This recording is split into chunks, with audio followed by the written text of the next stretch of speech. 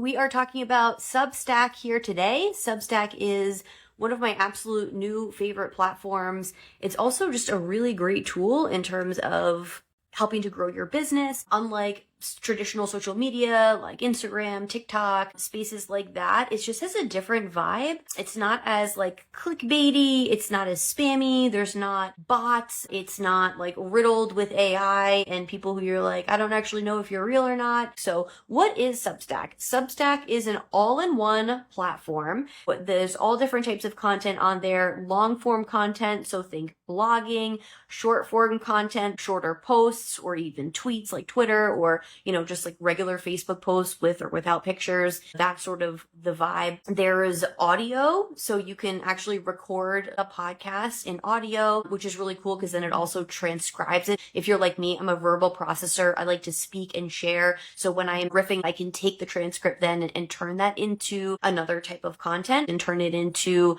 the caption or the podcast notes, or I'll turn it into a longer form essay because sometimes I'm getting those ideas out and then I go back and I like want to add to it. You can do video on there as well. So you can literally record video right on there. You can record video and upload it. Like this video that I'm recording right now as a live on Instagram, I can take this video and I can upload it and turn it into a blog article for Substack. I feel like in the world of marketing, content creation, and all of that stuff, we have gotten to this place where it's all about quantity, not quality. We're pressured or told that we need to show up this amount of times, this often, right? Post 3 times a week or whatever it is, post your stories daily. We're trying to keep up with that. And we're trying to take this like big idea, these big concepts that we like talking about and fit it into these little posts. And it doesn't always work like that. So I know for me, I'm somebody who really appreciates depth.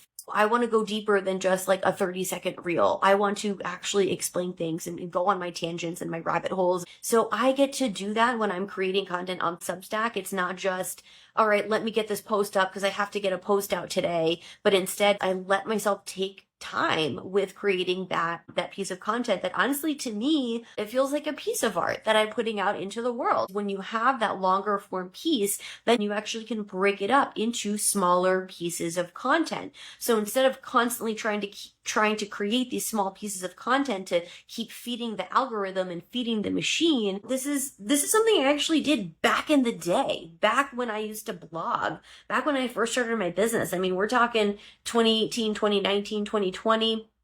I was writing blogs all the time. I would decide like what's a topic that I want to really go deep into this month, and then I would take whatever that topic was and I would break it up into smaller pieces. And this is before AI was writing all of these things for people. I was doing my internet research, citing my sources, like getting all these things together. And I really, really enjoyed it because it wasn't just about, creating this piece of content.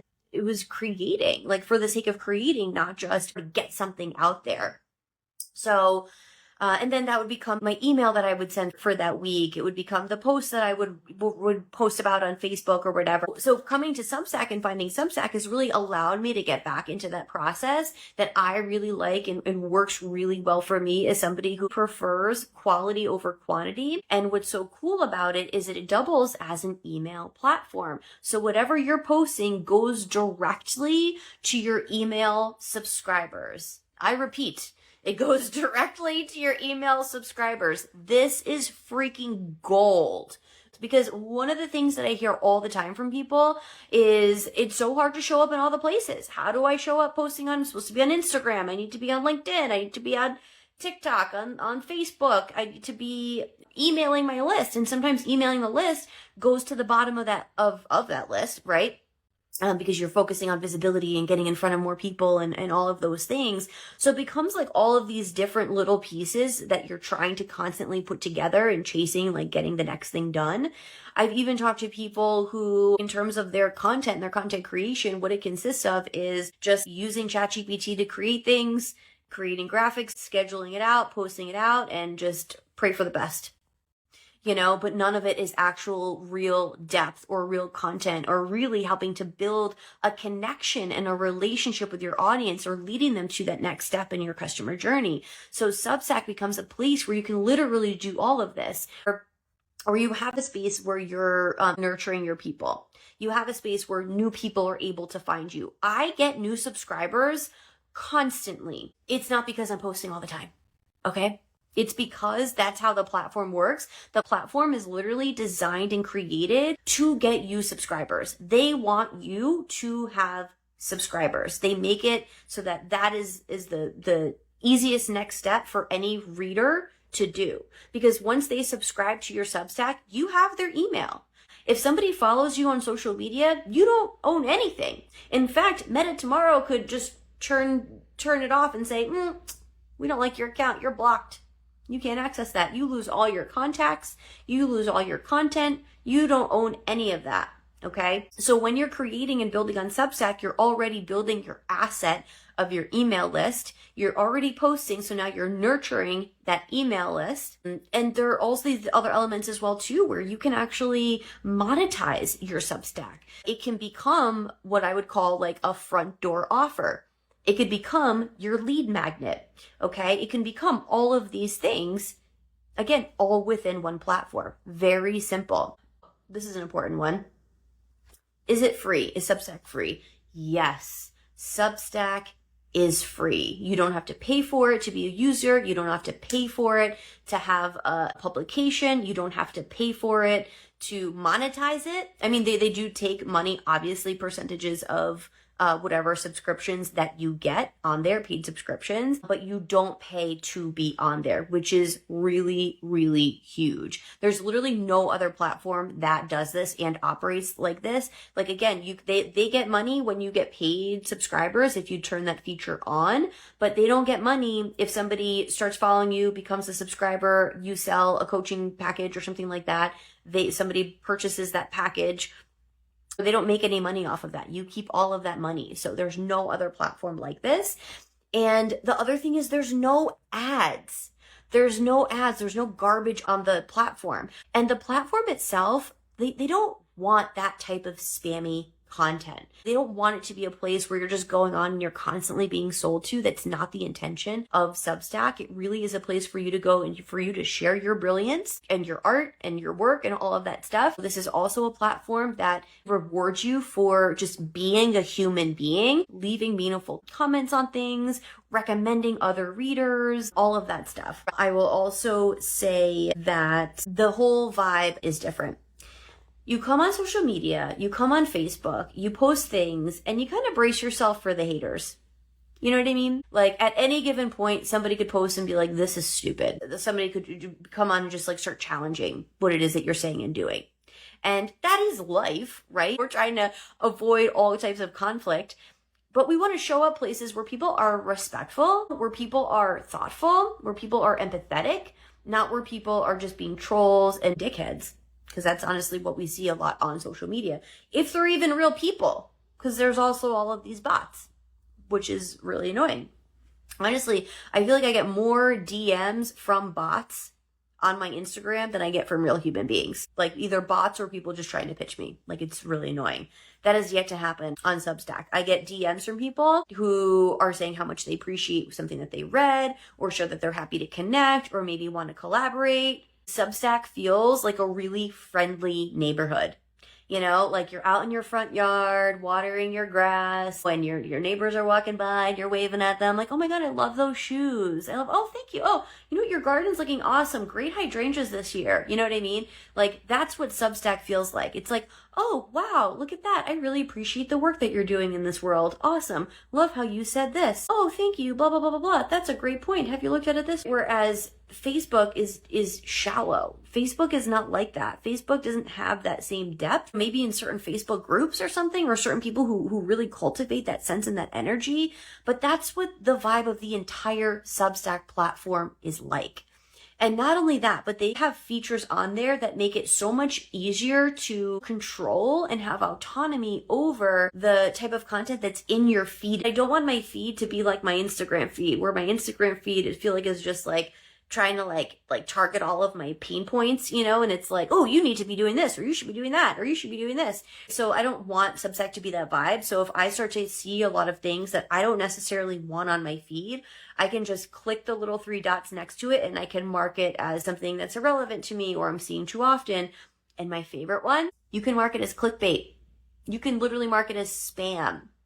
Because guess what? The people on Substack, they don't want Substack to turn into Instagram. They don't want Substack to turn into Facebook. Nobody wants that. I certainly don't want that. And it's a platform that's growing at insane rates.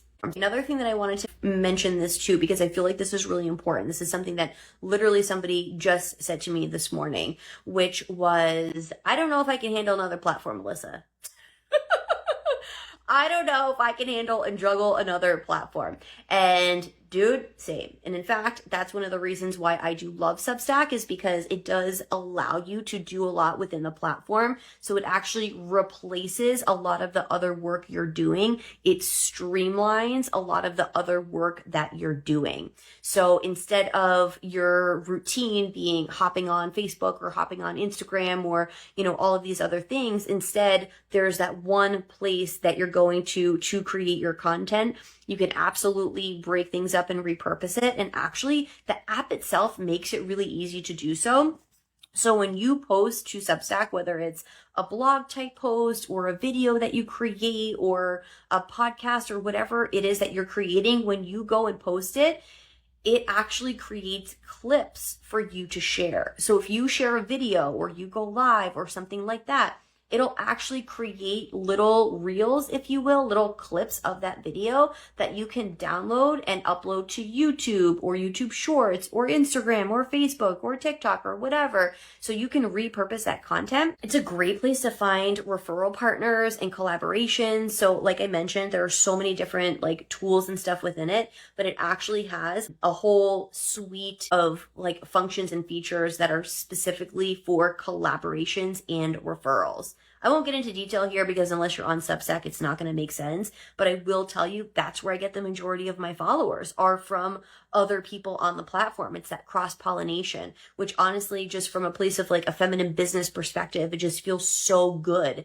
to have that, because I feel like that's very naturally what a lot of us are doing and wanting to do anyway. Cross-pollinate, collaborate, things of that nature. Let's see. Oh, one other question that came up was what's the difference? If it's just a blog, why don't I just create a blog on my website? How is that different?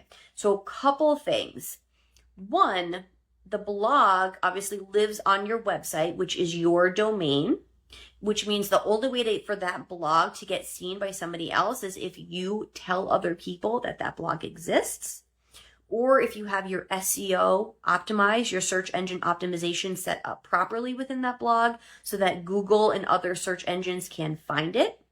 So that's how that blog is going to get seen. The benefit to Substack is that all that's happening in one place. It has automation set up in place. So when you have new subscribers, they're automatically getting an email. They are getting invited to upgrade their subscription if you have that feature turned on. And it's also a place where after that blog is posted, people can actually find it. You can reshare that blog multiple times so more people can see it. People can comment on it. They can like it. They can restack it. They can reshare it, they can quote it. All right. So it's really the community. Honestly, that's the biggest factor with Substack, is that it's not just a platform, it's a community. And I think in a lot of ways, this is what Facebook maybe started as or what it wanted to be, but just isn't anymore. It just has a lot of things already set up for you. It helps to find new subscribers for you. Automations are set up in the back end. It's honestly, it's a platform unlike anything I've ever seen in terms of its capabilities and what it has available. And it just legit feels good to be on.